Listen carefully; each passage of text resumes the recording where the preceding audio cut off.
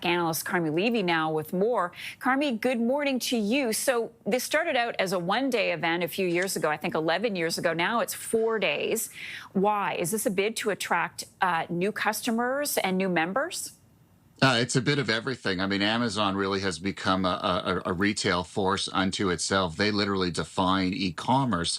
And so Prime Day really was sort of that first effort to legitimize e-commerce, and it's sort of become an anchor on the calendar. And so now that, that they know they have a good thing, they know that customers look forward to it. So why not stretch it out a little bit? And now we're up to 4 days. And of course, that allows the numbers to organically keep growing, even if growth is relatively flat.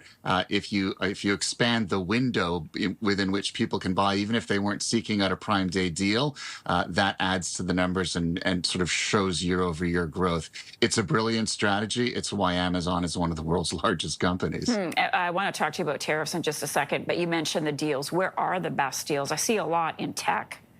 Yeah, I mean, obviously that's the one everyone wants to know. But I woke up this morning, my inbox was filled with messages from friends. Okay, it's Prime Day. What should I be looking for? Where are the best deals? Everyone wants to know. And tech really seems to be leading. And so things like if you're looking for a laptop or a tablet or a smartphone, because now you're starting to shop in advance of back to school, you're doing that early planning. This is the time to start looking for them. And there's some really substantive deals. You can save hundreds of dollars on things like a laptop or a smartwatch or a headset or whatever. Clothing also, this sounds like a really weird category, but also parents are looking to save money on clothes for their kids, and they're starting to buy in the summer. And that, of course, as the tools for trying things on virtually improve, Wow. it becomes much more viable for people to buy online through Amazon in July. Well, Carmi, a lot of the influencers are looking at Amazon clothing dupes. It's becoming more popular.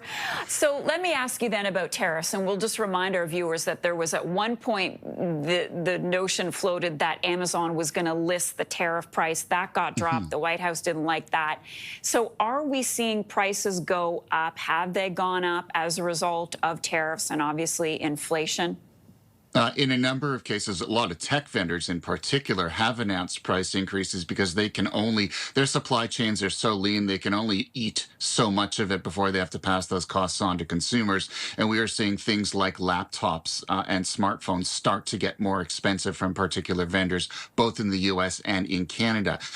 We are also seeing Canadian vendors start to make it more obvious. And so they'll show when something comes from Canada or from the US. They'll make their supply chains a little bit more transparent, give you more information so you can make a better call over where your money is going. But it is clear that in pretty much all sectors, the impacts of those tariffs are starting to flow through to consumers. So you really do have to watch your prices carefully. Use those comparison apps to make sure that they say that you're getting a deal, confirm that it actually is. Carmi Levy for us this morning. Carmi, thanks so much. As always, happy shopping.